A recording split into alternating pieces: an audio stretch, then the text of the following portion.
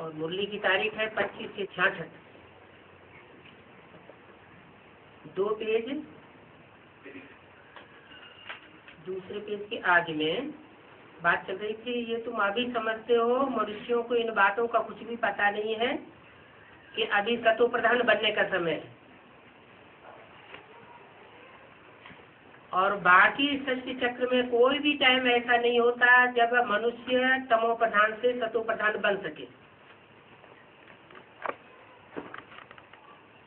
और बाप आते भी गुप्त हैं, और गुप्त ही तुमको ज्ञान दे रहे हैं। दुनिया में कोई नहीं जानते हैं कि गुप्त ही तो तुम विश्व का राज्य लेते हो।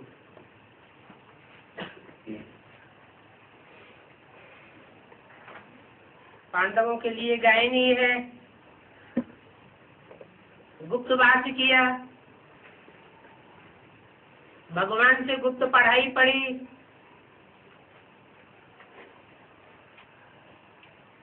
और गुप्त में पुरुषार्थ किया। तुम्हारी कोई आवाज नहीं है,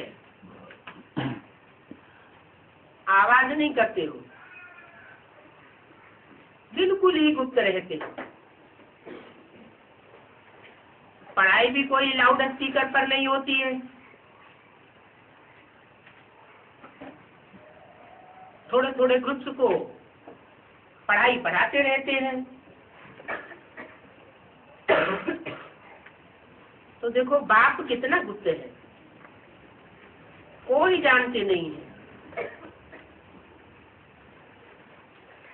किसी को पता नहीं है कि ये सब कहाँ जा रही है, ये ब्रह्मा कुमारियाँ क्या कर रही है, कुछ समझते नहीं है। तुम बच्चे जानते हो कि ये बाबा कितना गुप्त है। तुम बच्चों को गुप्त विश्व का मालिक बनाते हैं। न कोई लड़ाई है, न कोई बारूद आगे है, कोई प्रकार का खर्चा नहीं है। उन भक्ति मार्ग के आडम्बरों में तो कितना खर्चा होता है। तीर्थ यात्राएं करते रहते हैं, बड़े बड़े कर्मकांड करते रहते हैं, यज्ञ दान पुण्य आदि करते रहते हैं। ये दुनिया की ही बात नहीं है, ब्राह्मणों की दुनिया में भी जो भक्ति मार्ग का फाउंडेशन डालने वाले ब्राह्मण हैं, वो अभी भी कितने बड़े बड़े मेगा प्रोग्राम करते रहते हैं। कितने बड़े बड़े मेले मलाखड़े कॉन्फ्रेंस आदि करते रहते हैं। कितना पैसा खर्च होता है। तुम्हारा तो कोई खर्चा नहीं है। यहाँ तो एक छोटा गांव लेने में ही कितने झगड़े मारा मारी चल पड़ती है। तो देखो बाप आकर के गुप्त दान देते हैं। अविनाशी ज्ञान रत्नों से तुम्हारी झोली भरते हैं। अविनाशी ज्ञान रत्न क्यों कहा? क्योंकि दुनिया में जो भी ज्ञान सुनाते हैं वो विनाशी है, अल्पकाल की प्राप्ति कराने वाला है। चाहे डॉक्टरी का ज्ञान हो, इंजीनियरिंग का ज्ञान हो, एक जन्म ही काम आता है, जन्म जन्मांतर काम नहीं आता है। और ये राजयोग की पढ़ाई जो बाप आकर के पढ़ाते हैं, वो अनेक जन्म काम आने वाली पढ़ाई। उस राजयोग से जन्म जन्मांतर के राजा बनते हो। हिस्ट्री में देखा जाए कितने छोटे बड़े राजाएं हुए, महाराजाएं हुए, इनको राजाई करना किसने सिखाया, कब सिखाया? ये संगम युग का ही समय है, जबकि बाप आकर के राजयोग से विश्व की राजाई हम बच्चों को देते हैं। दुनिया इन बातों को नहीं जानती, तुम्हारा काम गुप्त चलता रहता है। अविनाशी रत्नों से झोली भरते रहते हो। तुम्हारी बुजुर्ग की झोली है। ये अविनाशी ज्ञान रतन जन्म जन्मांतर के लिए तुम्हारे अविनाशी बन जाते, क्योंकि जो यहाँ जितना ज्ञान धर्म धारण करता है वो जन्म जन्मांतर के लिए माला माल बन जाता है। उसकी बुद्धि में ज्ञान की ऐसी सेटिंग हो जाती है कि परमात्मा की श्रीमत पर चलने वाला जन्म जन्मांतर सुखी रहता है, और सुख का आधार होता है धन। जितना आदमी वेल्दी होगा, धनवान होगा, उतना ज्यादा सुख भोगेगा।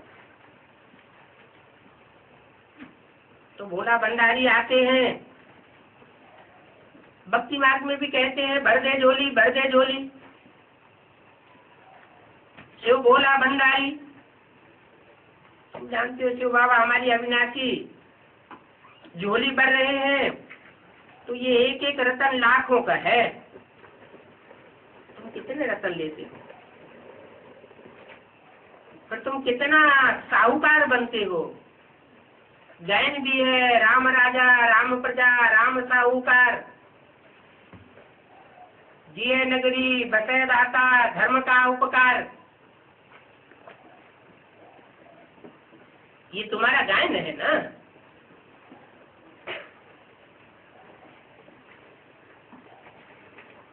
तुम कितना ऊंच बनते हो। देवी देवताओं को देखो कितनी भुजाएं दे दी।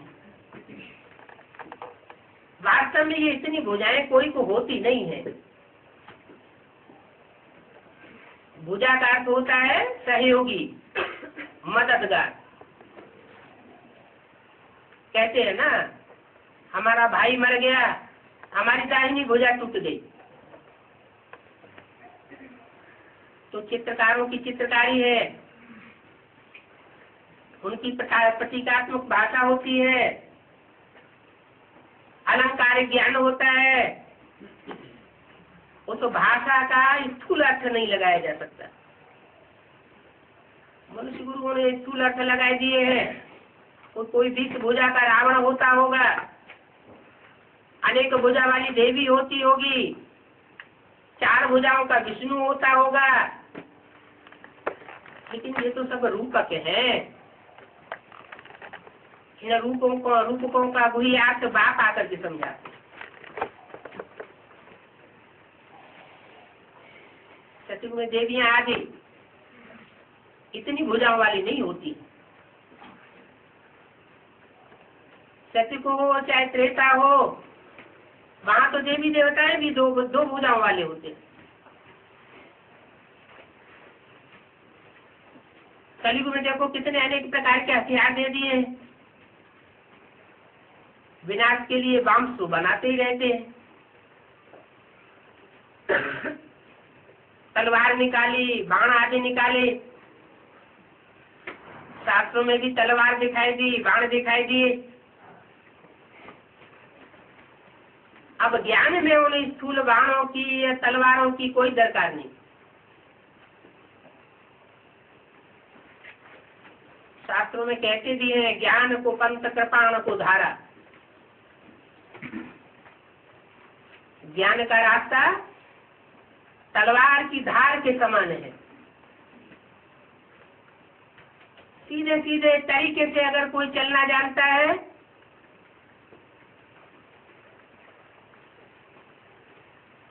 तो विरोधियों के ऊपर ऐसा वार कर सकता है कि विरोधी कोई काम के नहीं रह सकते। उनका विरोध बेकार हो जाता है और हमारी ज्ञान की तलवार काम कर जाती है। ऐसे में कोई बाहुबल भी दिखाने की दरकार नहीं। राम को बाण दे दिए हैं, समझते उन्होंने कोई लोहे के बाण चलाए होंगे, विष के बुझे हुए बाण चलाए होंगे, लेकिन राम को तो भगवान दिखाते हैं। भगवान हिंसा कैसे करेगा?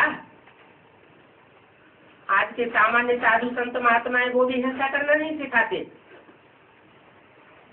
तो भगवान को ये हिंसापना कैसे दिखाई दिया? समझते तो है नहीं। बाप आकर इन बातों का अर्थ बताते।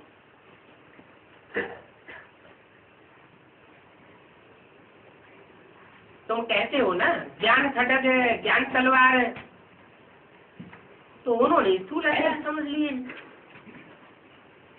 तुमको तो गुप्त दान मिलता है और तुम फिर सबको गुप्त दान देते भी हो। तुम्हारा पुरुषार्थ भी गुप्त है, दान भी गुप्त है, और तुम्हारा भविष्य में प्रत्यक्ष होने वाला मान भी गुप्त है, पद भी गुप्त है। दान मान पद मर्तबा सब कुछ गुप्त है।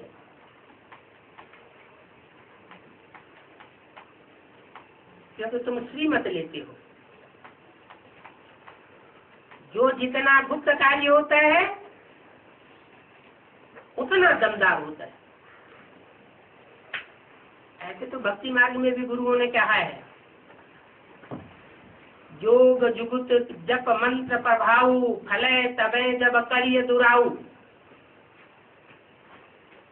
जितना जितना हम गुप्त रखेंगे उतना उतना वो ज्यादा प्रभावशाली होता है। यहाँ तो भगवान की श्रीमत है।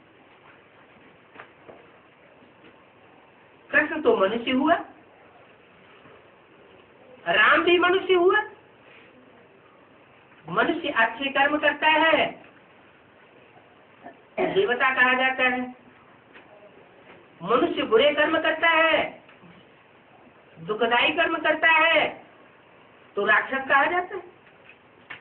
दुख देने वाले को राक्षस और सुख देने वालों को देवता कहा जाता है। तो मनुष्य को भगवान नहीं कह सकते। मनुष्य ऊंचा उठता है तो देवता बन सकता है, नीचे गिरता है तो राक्षस बन सकता है, लेकिन मनुष्य भगवान नहीं बन सकता। ब्रह्मा को भी देवता कहा जाता है। सूक्ष्म वतनवासी देवता दिखाते हैं ब्रह्मा को, इनको भी भगवान नहीं कहा जाता। लक्ष्मी नारायण आदि को भी भगवान भगवती नहीं कह सकते। क्यों? क्योंकि वो भी 16 कला संपूर्ण है। भगवान को कलाओं में नहीं बांधा जा सकता, वो तो कलातीत है। भक्ति मार्ग में शास्त्र में कहती है कलातीत कल्याण कल पार्थकारी। एक तरफ कहते हैं और दूसरी तरफ भूल जाते हैं। उन देवताओं को कहा जाता है डिटीज, यानी आदि सनातन देवी देवता धर्म के पक्के।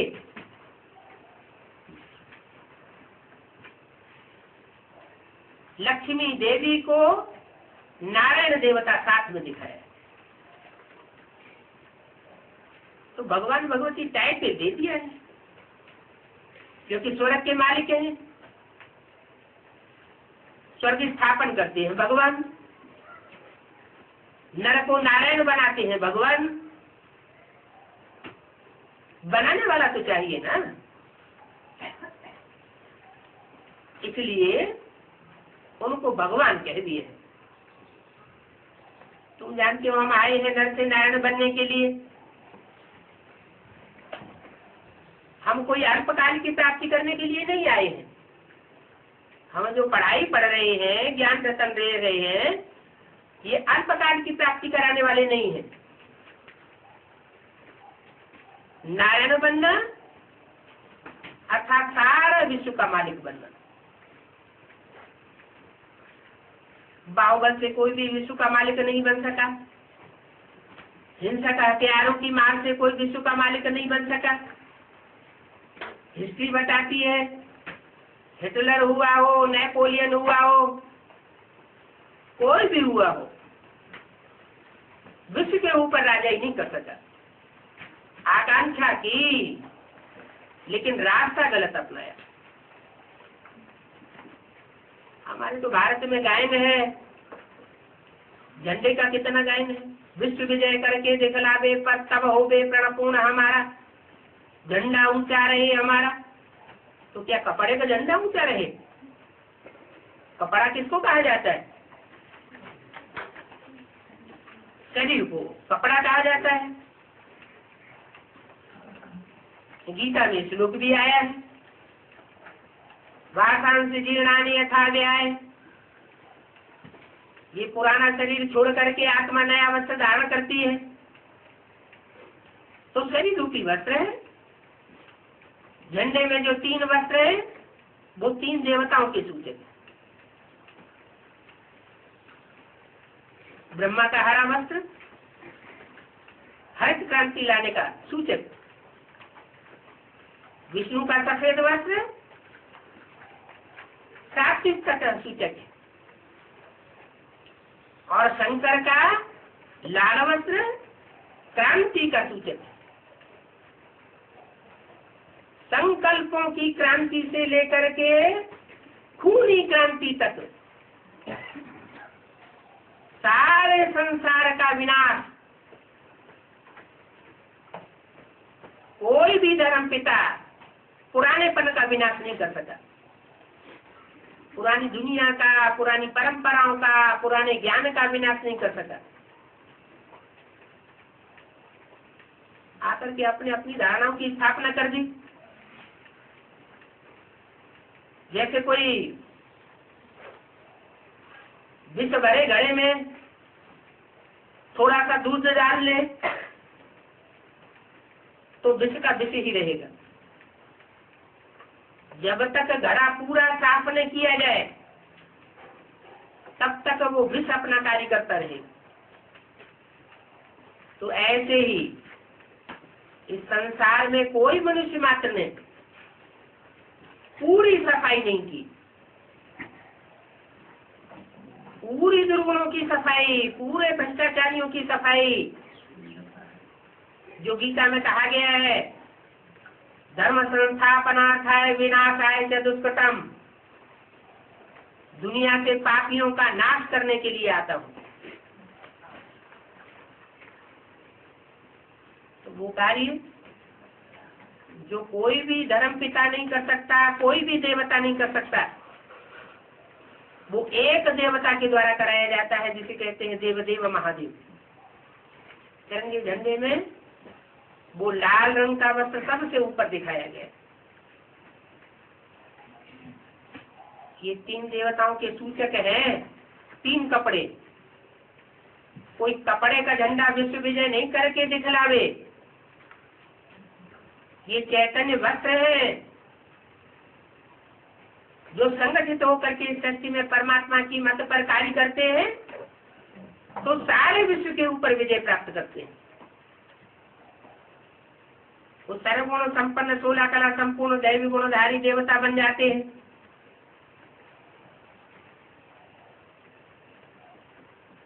चौदह कलाएं त्रेता में होती है, वहां 2 कलाएं कम हो जाती है। जैसे संपूर्ण चंद्रमा की रोशनी अच्छी होती है, 16 कला संपूर्ण कहा जाता है, फिर कम होते जाती है। कम होते होते बाकी एकदम पतली लीक जाकर के बचती है। जो चंद्रमा की लीक बचती है वो शंकर के माथे पर दिखाई जाती है। कहते भी है ज्ञान चंद्रमा, ज्ञान सूर्य, ज्ञान सितारे। वो सितारे हैं आसमान के जड़ सितारे, और ये आत्मा रूपी सितारे हैं जो धरती के जड़ सितारे। इन जड़ सितारों में भी नम्रवार को सार ज्ञान की रोशनी देने वाले। जब संसार में विनाश बरपा होगा तो ईश्वरीय ज्ञान की संपत्ति वाले ये सितारे संसार में चमकेंगे। कहते भी है 9 लाख सितारे। दुनिया की आबादी तो 500-700 करोड़ है, उनमें 9 लाख ही आत्माएं सारे विश्व में ज्ञान की चमक मारने वाली बनेगी। उनको 9 लाखा हार भी कहा जाता है। भगवान भगवती के गले का हार बनते हैं। उन आत्माओं के द्वारा सारे संसार में तहलका मचाया जाता है। जरूर 16 कला संपूर्ण बनती है। इतने गुण, इतने ज्ञान रत्न धारण करती है, इतनी भगवान से शक्तियां धारण करती है, जो सारे विश्व को संगठन के सूत्र में बांध लेती है। अलग अलग धर्मों का जकीरा खलास हो जाता है। न हिंदू रहता है, न इस्लाम रहता है, न बौद्ध रहता है, न क्रिश्चियन रहता है। सब धर्म खलास हो जाते हैं, एक सदधर्म की स्थापना हो जाती है।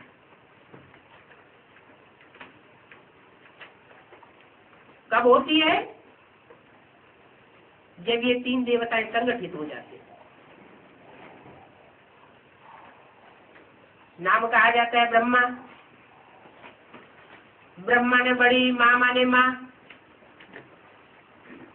संसार की बड़े से बड़ी माँ, जरूर बड़े से बड़ा कार्य करती है। क्या कार्य करती है? माँ के अंदर विशेष गुण क्या होता है? सहन शक्ति। माँ जैसी सहन शक्ति और कोई धारण नहीं कर सकता। तो वो बाप शिव सुप्रीम सोल पहले आकर के बच्चों के सामने ब्रह्मा अर्थात बड़ी माँ के रूप में प्रत्यक्ष होता है। प्यार भरा पाठ बजाता है, सहानुभूति का पाठ बजाता है, ममतामयी का पाठ बजाता है।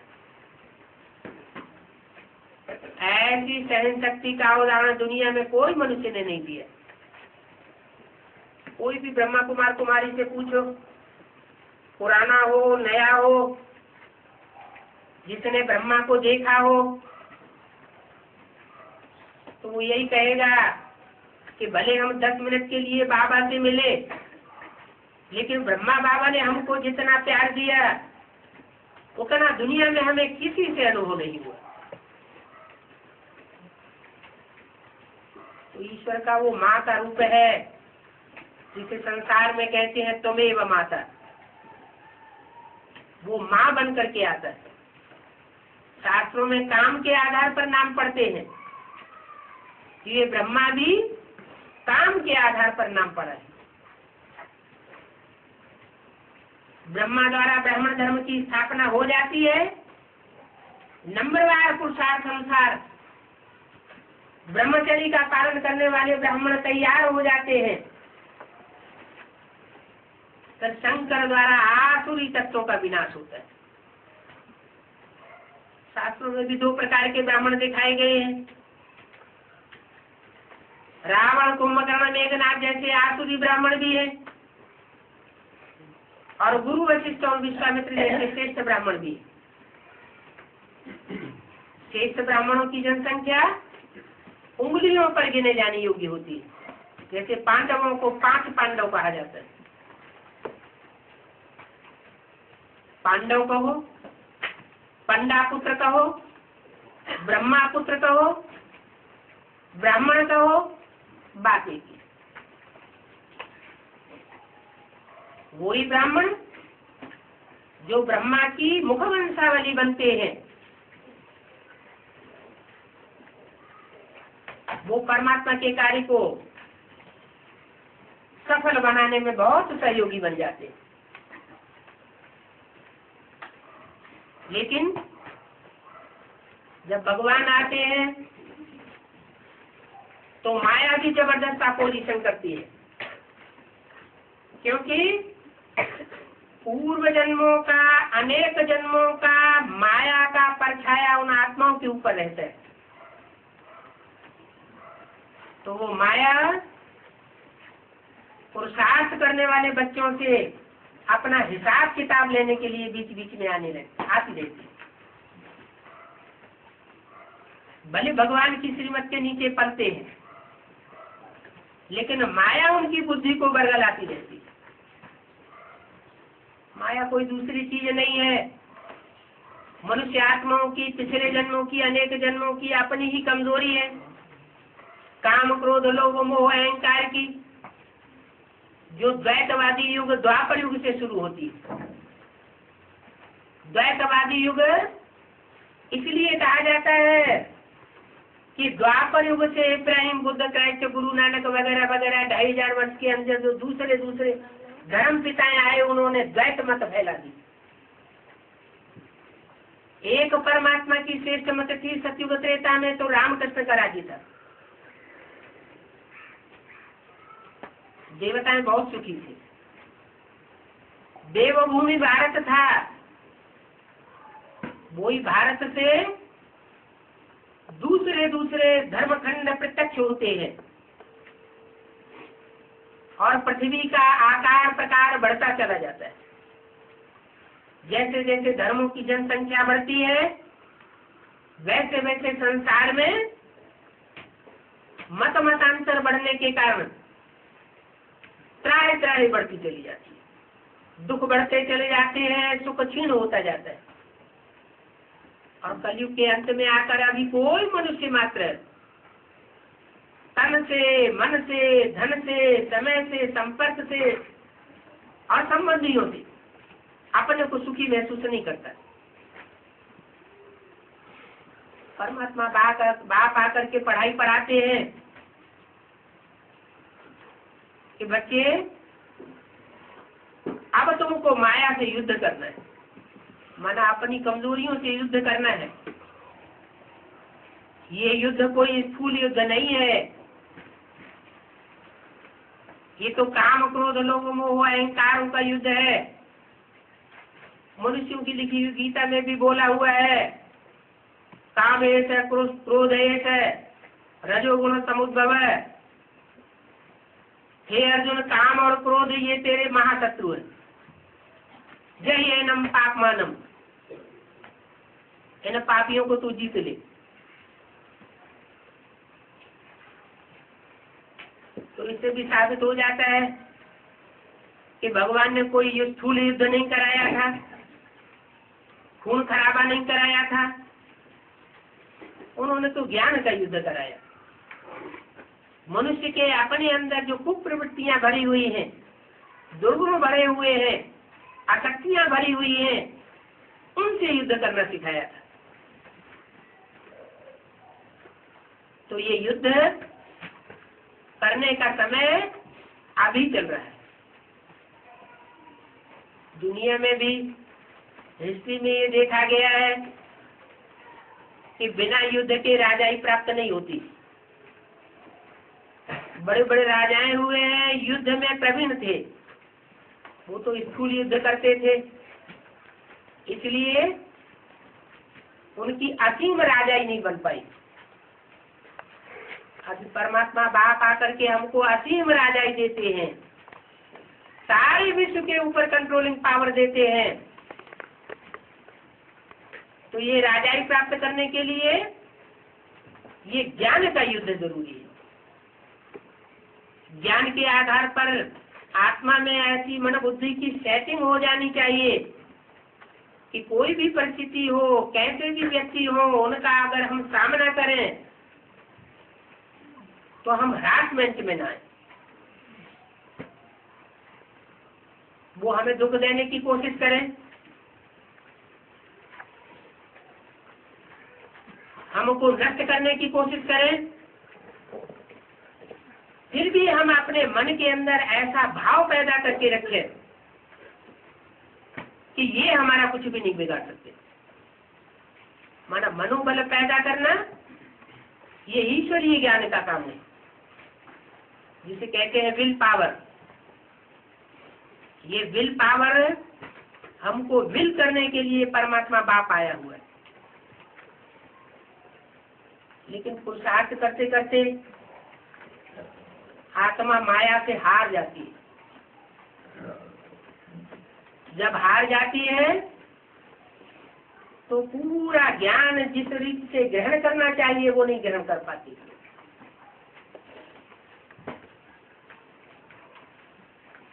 ज्ञान के भी दो स्तर हैं।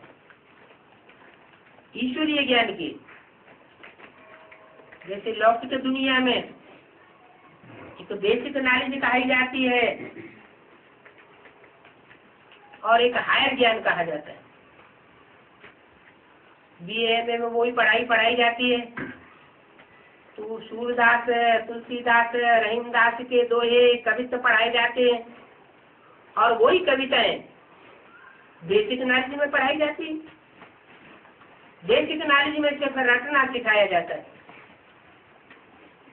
और जब एडवांस स्टूडेंट बन जाते हैं तो BA MA में उनका गुहिया अर्थ समझ जाते हैं। ऐसे ही भगवान आकर जो पढ़ाई पढ़ाते हैं वो पहले ऊपर ऊपर बेसिक रूप में समझाते हैं। बेसिक नॉलेज को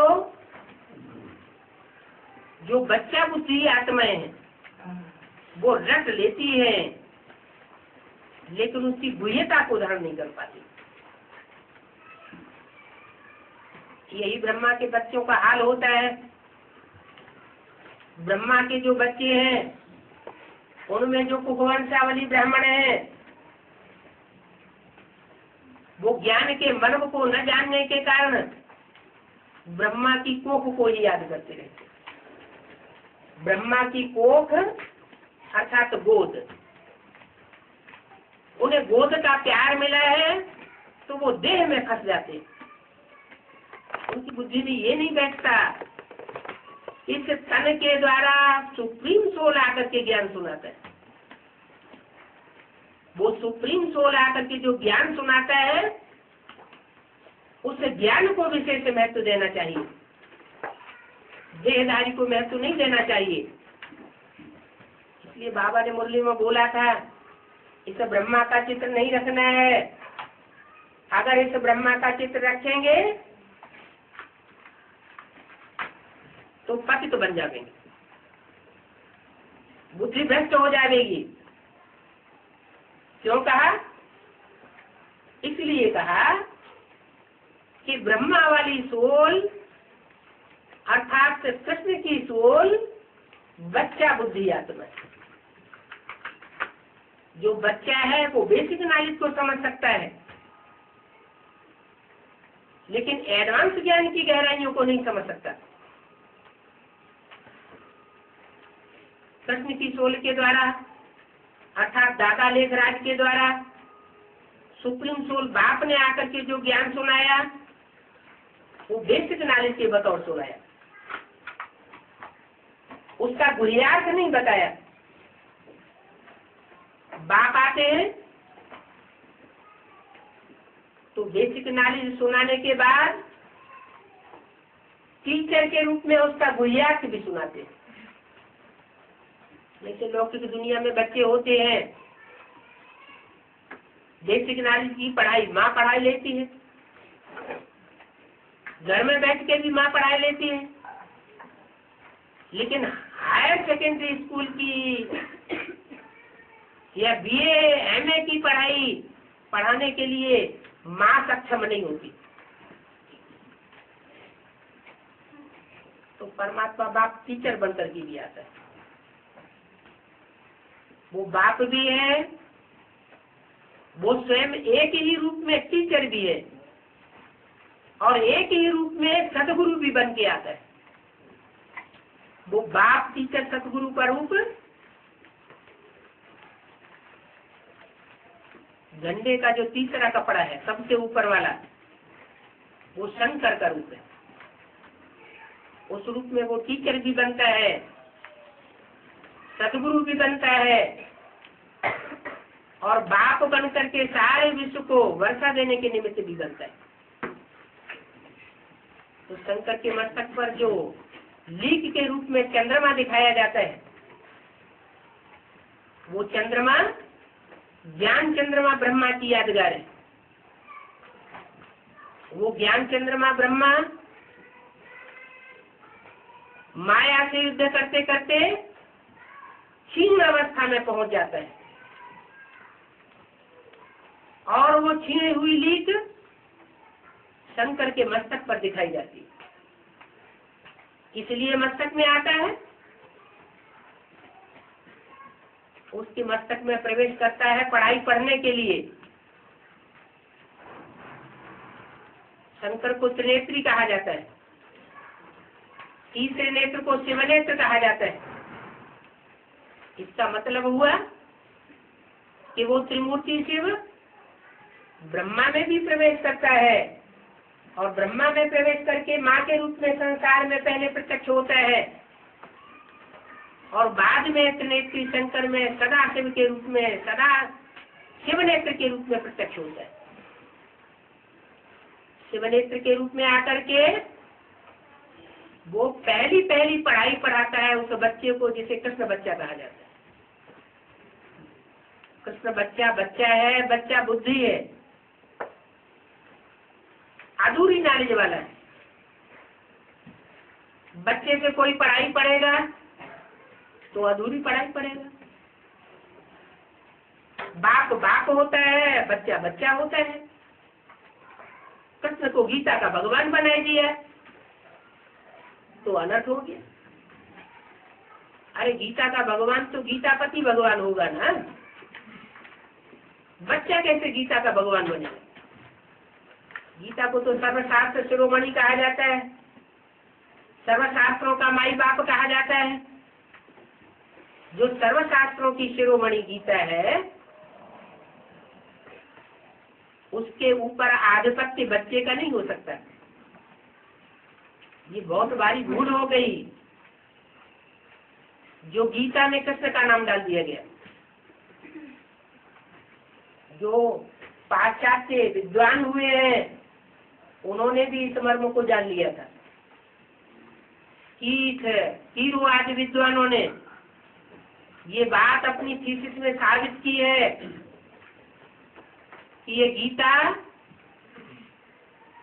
निराकारी ईश्वरवादी ग्रंथ था और बाद में इसमें कृष्ण के जो फॉलोअर्स हैं उन्होंने इनको साकार रूप में ढालने के लिए कृष्ण का नाम डाल दिया।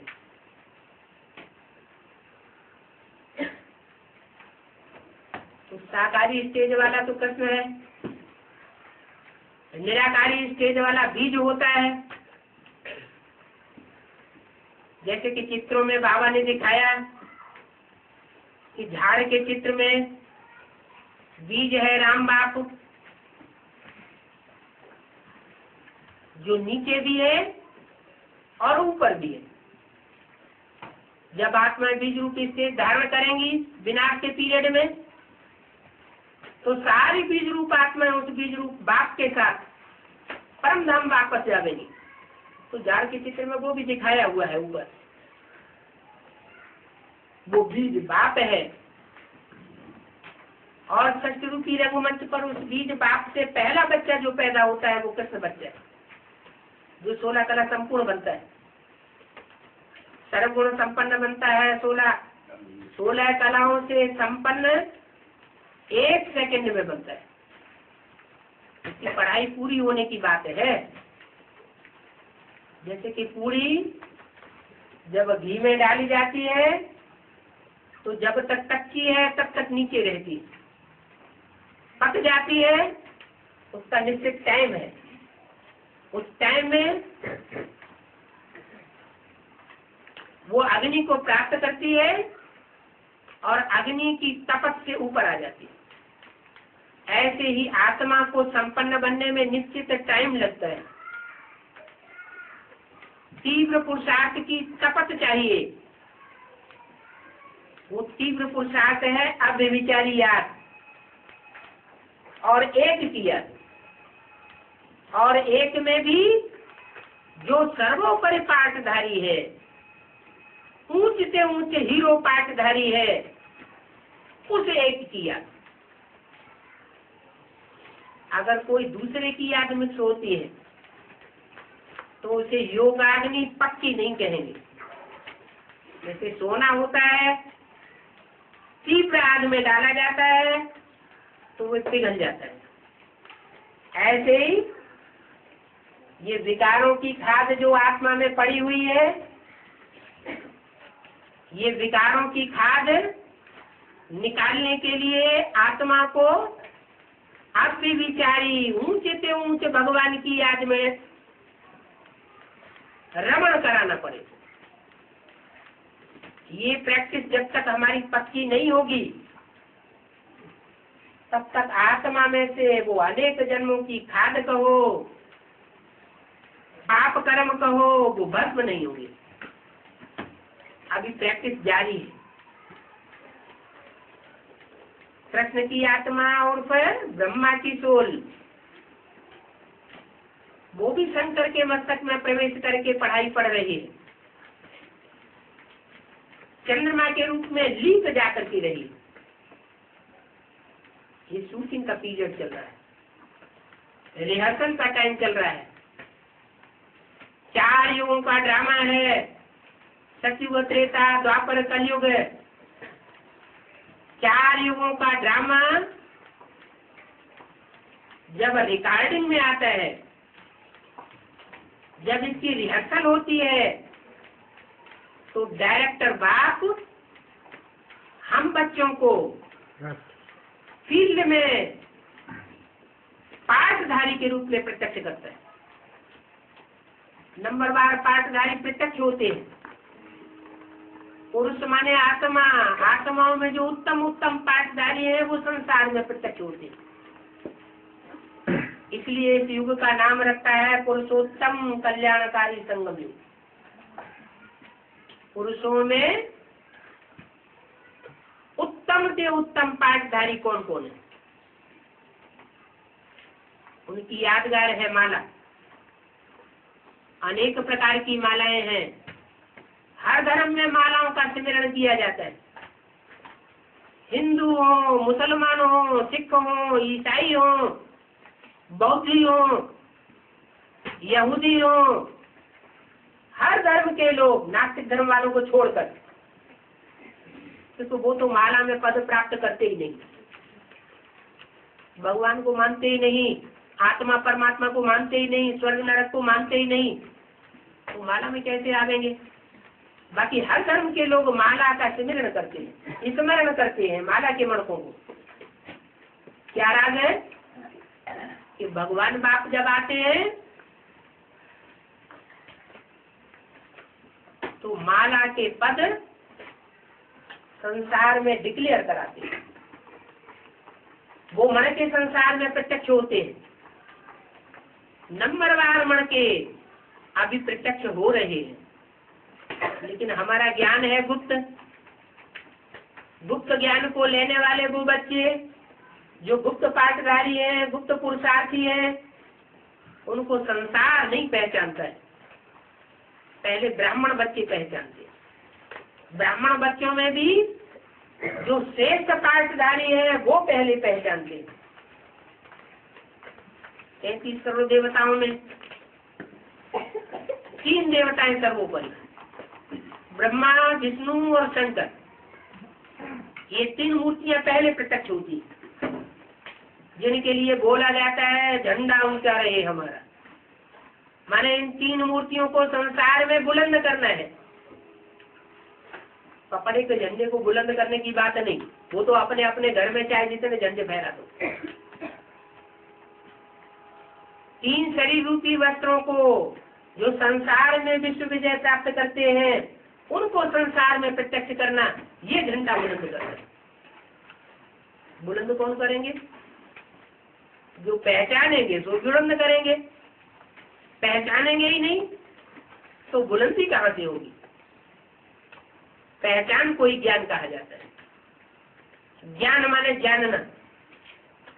उन्होंने तो अपना नाम रख दिया जनता पार्टी, जानने वाली पार्टी। वास्तव में जनता पार्टी तुम हो। तुम सारी गहराइयों को जानते हो। माला के कौन कौन पद कब कब कहाँ कहाँ कैसे प्रत्यक्ष होते हैं, वो तुम्हारी बुद्धि में पहले आता है, और कोई की बुद्धि में नहीं आवेगा। तुम्हारा अपना पार्ट भी जन्म जन्मांतर का पहले प्रत्यक्ष होता है। इसलिए बाप कहते हैं कि तुम हो श्रूड बुद्धि पाठधारी। कोई पाठधारी हो ड्रामा में और अपने पाठ को भूल जाए, न जानता हो, तो वो पाठधारी कैसा? एक पाठधारी कई कई पाठ रोल अदा करता है। हमारी आत्मा भी पाठधारी है। 84 जन्म का पार्ट बजाती है। 84 जन्म का जो पार्ट बजाती है, उन 84 जन्मों में कौन कौन से सुख के जन्म है जिन्हें स्वर्गीय जन्म कहा जाता है, और कितने नरकीय जन्म है जो द्वैतवादी युगों में पैदा होते हैं, द्वापर और कलयुग में। क्योंकि ये नाटक है दुख और सुख का। रामकृष्ण के राज्य में सतयुग त्रेता में सुख है और दैत्यों के राज्य में दुख है। ये द्वैतवादी राज्य होता है। तो ये शूटिंग अभी चल रही है, परमात्मा बाप डायरेक्टर आया हुआ है, अनेक जन्मों की रिहर्सल कराया है। सुख की भी शूटिंग हम आत्मा कर रही है और दुख की भी शूटिंग हम आत्मा कर रही है। अपने लिए सुख का अर्जन करना, अपने लिए दुख का अर्जन करना, ये हमारी मुट्ठी की बात। बाप तो आकर के रास्ता बताते हैं।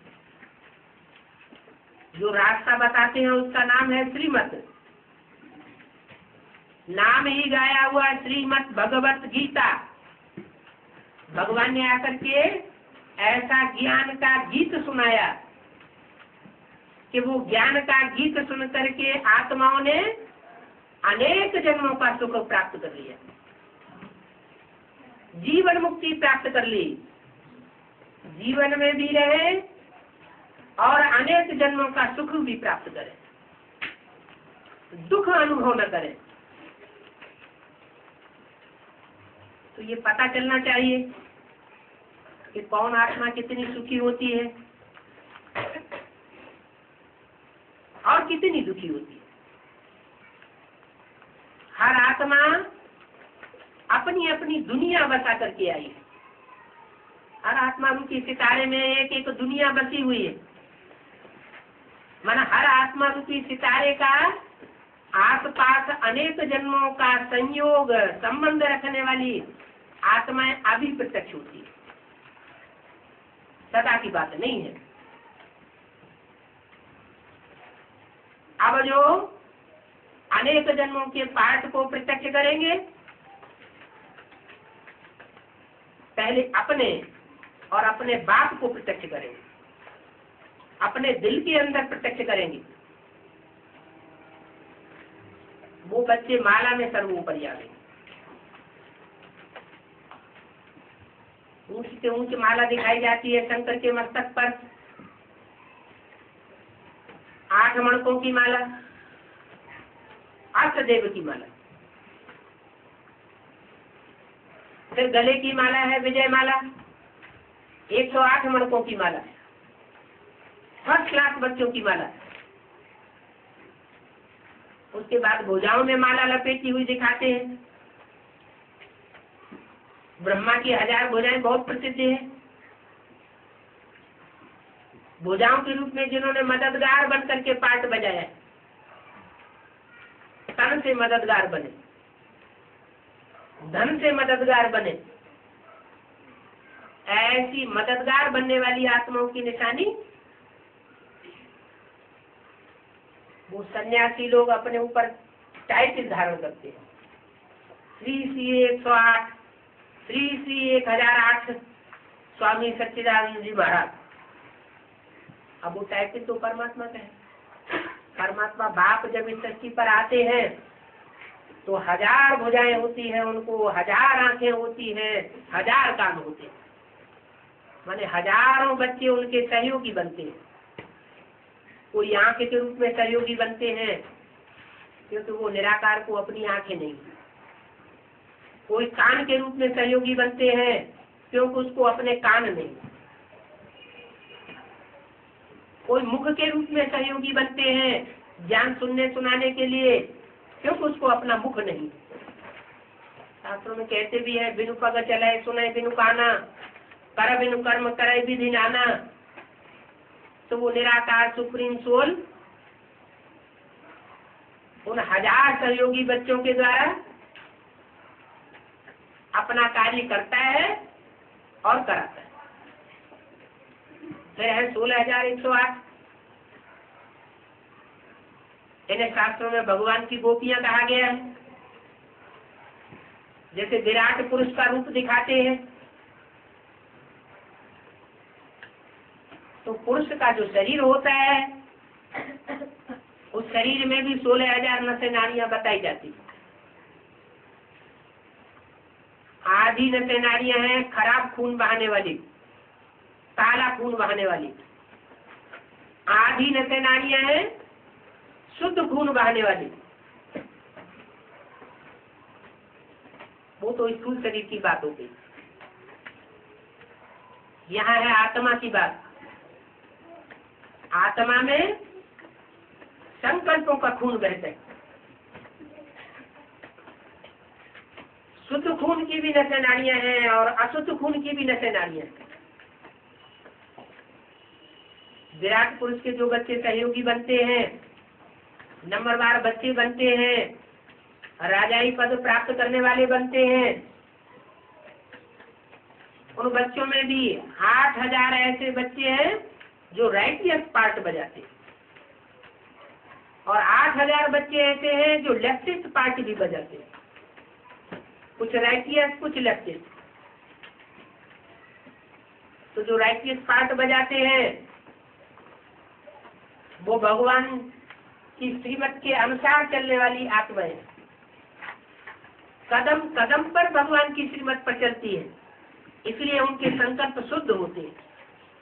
अशुद्ध संकल्पों का खून नहीं बहता। अशुद्ध संकल्पों से अपने को बचाती है, अपने संगी साथियों को भी बचाती है। और 8,000 नाड़ियां रूपी आत्माएं ऐसी है जो अशुद्ध संकल्पों का खून बहाती है, देह के संकल्पों का खून बहाती है।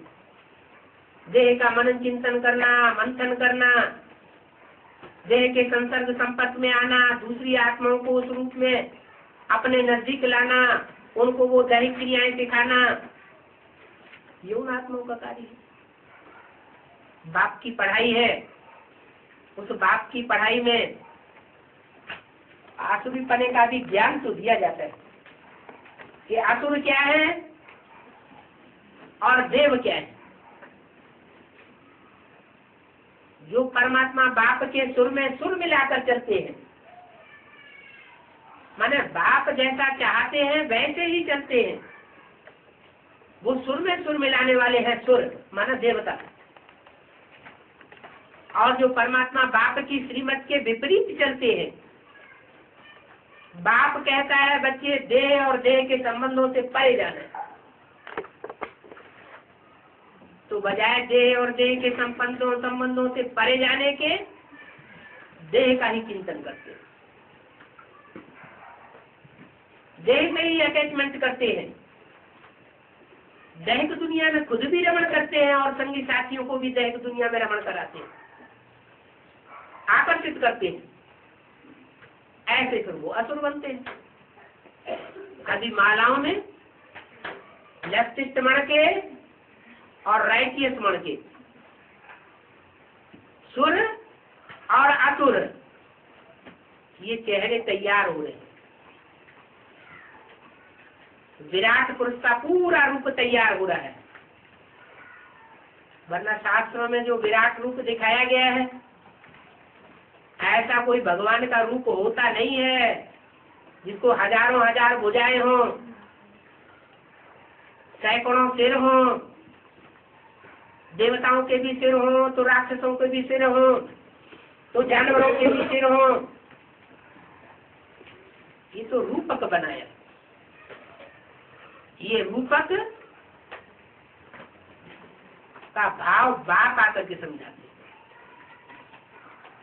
अभी समझ लिया तो जन्म जन्मांतर समझदार बन करके रहे।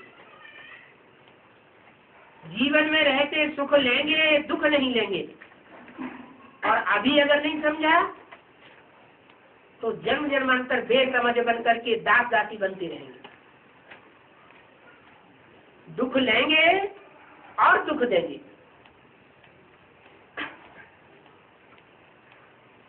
भगवान बाप आकर के दुखधाम नहीं बनाते। दुखधाम हम अपने कर्मों के आधार पर बनाते।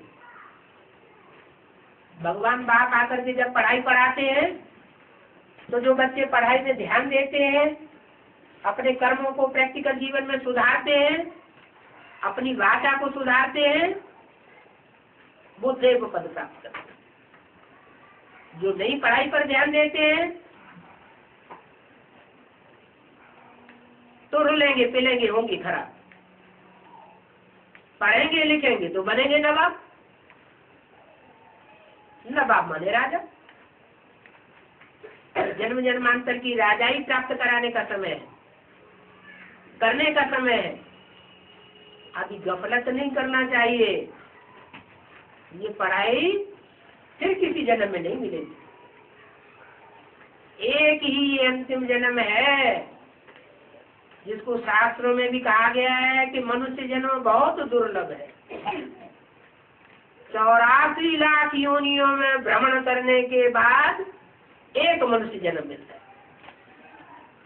अब वो शास्त्रकार तो जानते नहीं है कि 84 लाख योनियां तो होती है, लेकिन मनुष्य आत्मा 84 लाख योनियों में नहीं जाती है। मनुष्य आत्मा सिर्फ 84 का चक्कर लगाती है। 84 जन्मों में आदि में श्रेष्ठ योनियां होती है और 84 जन्मों के अंत में भ्रष्ट और निष्कर्ष योनियां इस सृष्टि पर बढ़ जाती है। 84 लाख और 84 का अनुपात निकालना पड़े तो हर जन्म में कितनी योनियां बढ़ जाती है।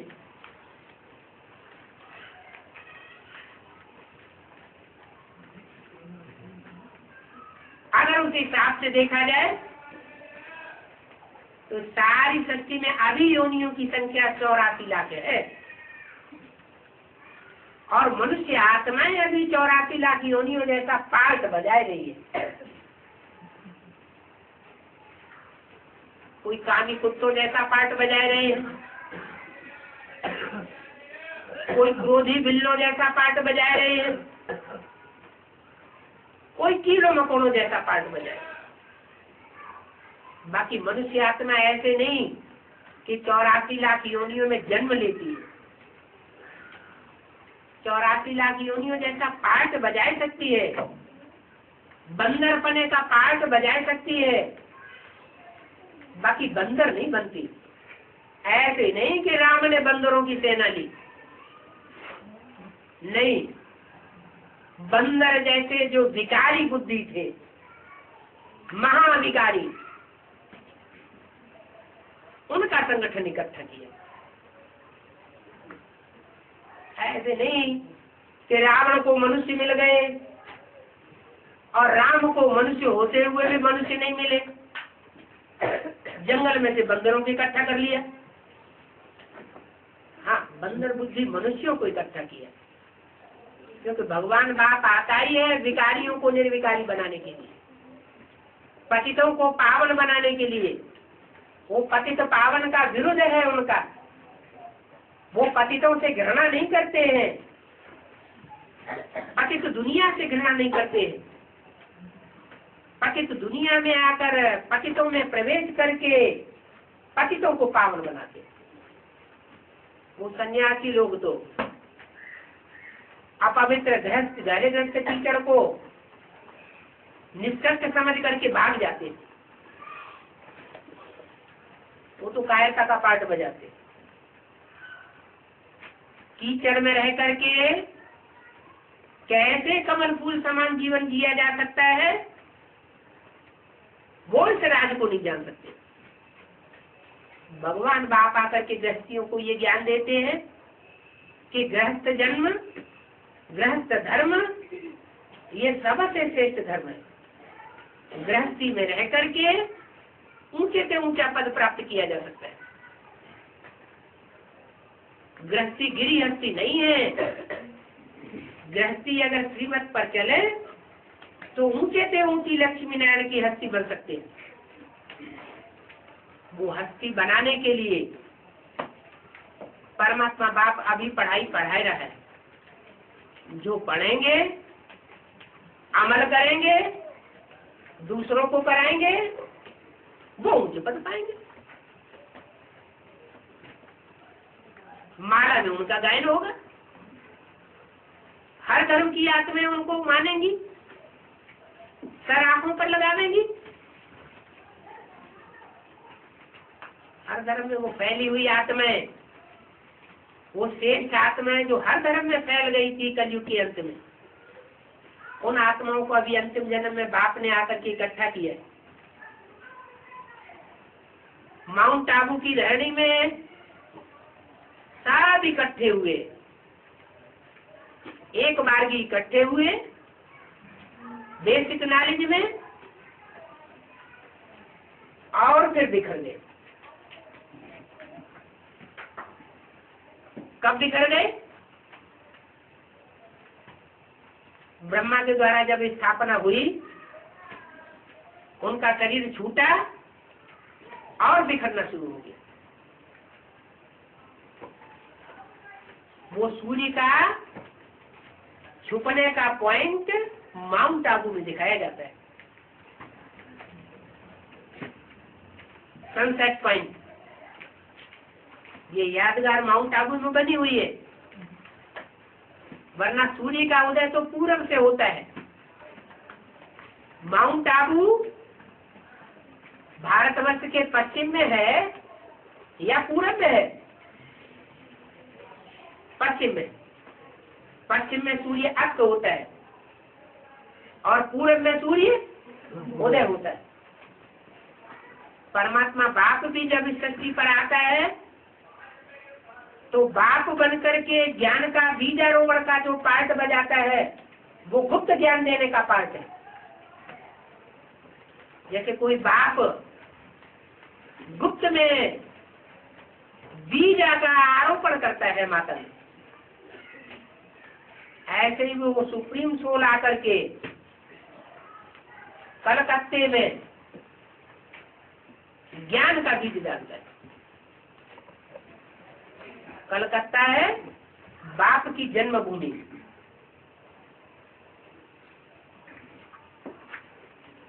उस जन्मभूमि से बाप प्रत्यक्ष भी होता है।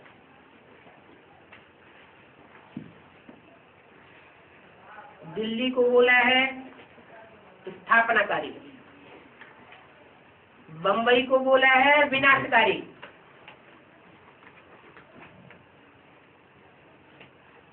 और कलकत्ता बाप की प्रत्यक्षता में आवाज फैलाने का सहयोगी बनेगा। तो वहां से बाप की प्रत्यक्षता की आवाज निकलती है। प्रत्यक्षता अर्थात जन्म, वो तो निराकार बाप है। बच्चों की तरह स्थूल जन्म तो होता नहीं है, उसका तो प्रत्यक्षता रूपी जन्म गाया हुआ है। जब संसार में काम क्रोध लोभ मोह अहंकार की चरम सीमा हो जाती है, जैसे रात्रि के 12 बजे अंधकार की चरम सीमा हो जाती है, ऐसे ही सृष्टि पर जब घोर अज्ञान अंधकार बढ़ जाता है, बाहर की दुनिया में भी 500 करोड़ की दुनिया में अज्ञान अंधकार बढ़ता है, आधारभूत ब्राह्मणों की बेसिक नॉलेज में भी अज्ञान अंधकार बढ़ता है, और एडवांस कहे जाने वाले बीजरूप आत्माओं की दुनिया में भी जब अज्ञान अंधकार का चरमोत्कर्ष हो जाता है, तब वो सुप्रीम सोल बाप प्रत्यक्ष होता है। वो सृष्टि का बीज है। वो सुप्रीम सोल केवल राम बाप के द्वारा प्रत्यक्ष होता है। इसलिए रामायण में शंकर को और राम भगवान को एकता दे दी गई। और एक गुप्त मत सबे कहो कर जोर, शंकर भजन बिना नर भगत की पावे मोर।